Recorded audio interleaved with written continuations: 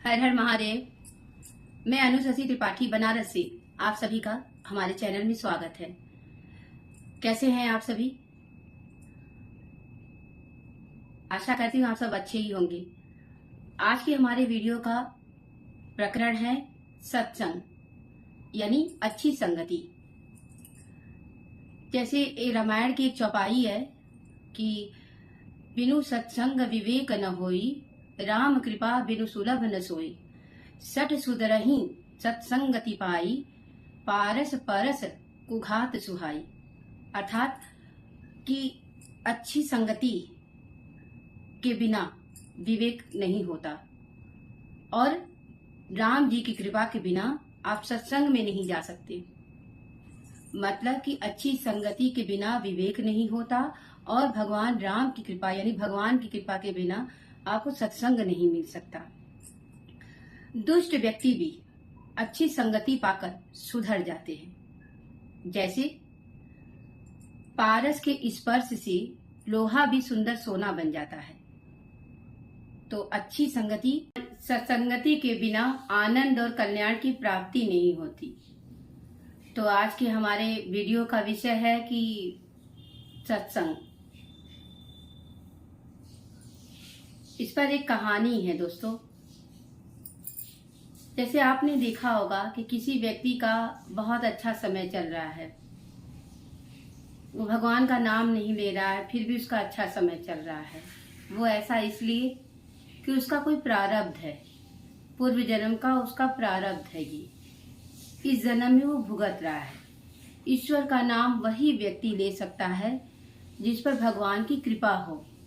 भगवान की कृपा के बिना आप ईश्वर का नाम स्मरण ले ही नहीं सकते। तो इस पर एक कहानी है, चलिए आइए आपको सुनाते हैं कि किसी नगर में एक व्यक्ति रहता था। उस व्यक्ति की एक नेत्रहीन माँ थी, अंधी माँ थी और उसकी पत्नी थी। माँ की आंखें नहीं थी, पत्नी को पुत्र संतान नहीं था। पत्नी को उसके जीवन से यही शिकायत थी और वो व्यक्ति को जीवन से ये शिकायत थी कि उसके पास धन नहीं है, वो अमीर बनना चाहता था।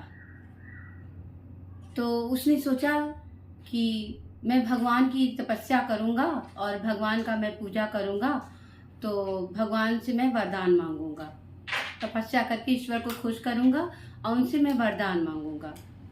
तो वो घर से चला गया, जाके एक एकांत जगह पर तपस्या करने लगा। और जब वो तपस्या करने लगा तो उसकी तपस्या से खुश होकर ईश्वर प्रकट हुए। उन्होंने कहा कि बोलो वत्स, क्या चाहिए, मांगो, क्या वरदान मांगते हो। तो उसने कहा कि जैसे ही उसने अपना वरदान बातें कहने के लिए जैसे ही उसने मुंह खोला तो भगवान बोले कि रुको, तुम केवल एक ही वरदान मांग सकते हो। तो बोला कि बड़ा असमंजस में पड़ गया कि एक ही वरदान मांगना है। तो वो सोच में पड़ गया और असमंजस में।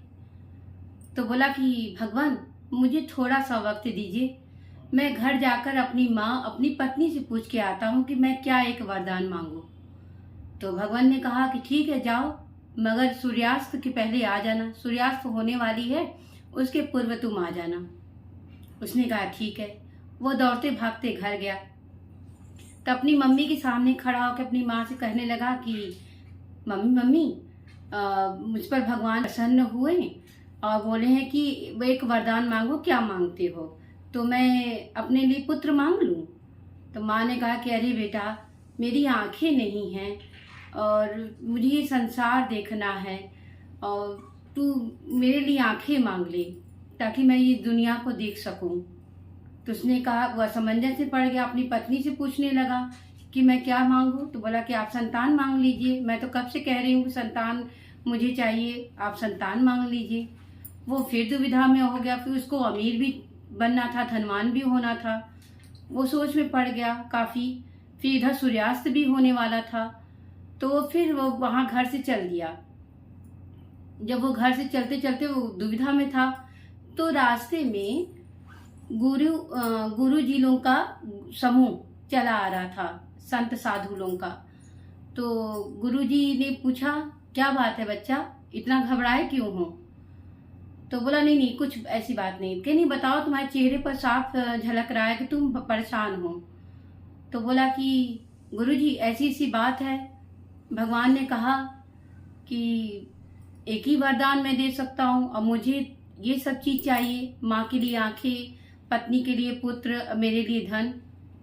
तो उन्होंने कहा, गुरुजी ने कहा कि बस इतनी सी बात है। तो कहे कि अरे स्वामी जी, मैं तो सुबह से परेशान हूँ और आप कह रहे हैं सुबह से मैं परेशान हूँ, आप कह रहे हैं कि इतनी सी बात। तो कहे हाँ, उन्होंने एक ही वरदान देने को कहा है ना। कहे जी। कहा कि अच्छा ठीक है, तुम जाके भगवान से कहना कि प्रभु मेरी माँ अपने चांद से पोते को सोने के पालने में झूलता हुआ देखे, बस यही हमारी आपसे प्रार्थना है। तो भगवान एव मस्तु तथास्तु कह के चले गए। अब सोचिए, वो बंदा, वो व्यक्ति सुबह से परेशान था, लेकिन रास्ते में उन्हें गुरुजी यानी सत्संग मिला, सत्संगति का ये परिणाम हुआ। उन्होंने अच्छा ज्ञान दिया और उसकी पूरी दुनिया बदल गई, उसका पूरा जीवन बदल गया। तो दोस्तों, हमारी कहानी का सारांश यही है कि सत्संगति का प्रभाव जरूर पड़ता है आपके जीवन में। जैसा आपकी संगति होगी वैसा ही आपके पर प्रभाव पड़ेगा। अगर अच्छी संगति है तो अच्छा प्रभाव पड़ेगा, बुरी संगति में आप हैं तो बुरा प्रभाव पड़ेगा। आजकल के बच्चे सत्संग छोड़कर क्लब, पार्टी, इसी में अपना एंजॉय, अपनी खुशी ढूंढते हैं। लेकिन सच्ची खुशी ईश्वर का स्मरण करने से, अच्छे कार्य करने से उसमें आती है। एक तरफ सत्संग एक तराजू में रख दीजिए, दूसरी तरफ दुनिया का पूरा ऐश्वर्य आराम रख दीजिए। ऐश्वर्य आराम से आप कभी भी अच्छी बुद्धि नहीं पा सकते हैं जब तक आपको सही मार्ग, दिशा दिखाने वाला मार्गदर्शक न मिले। तो अंततः हमारी कहानी का ध्येय यही था कि अच्छी संगति में रहिए, अच्छी संगति का प्रभाव जरूर पड़ता है आपके जीवन पर, और भगवान का स्मरण करते रहिए। ईश्वर का नाम लेना बहुत बड़ा पुण्य है। ये उन्हीं ले पाते हैं जिन पर ऊपर वाले की दया कृपा होती है। आज का वीडियो कैसा लगा हमें कमेंट में जरूर बताइएगा। लाइक, कमेंट और सब्सक्राइब कर दीजिएगा हमारे चैनल को। आपके दिए गए कमेंट में प्रोत्साहन से हमें वीडियो बनाने का उत्साह, हमारे वीडियो बनाने में उत्साह बढ़ेगा। धन्यवाद। महादेव।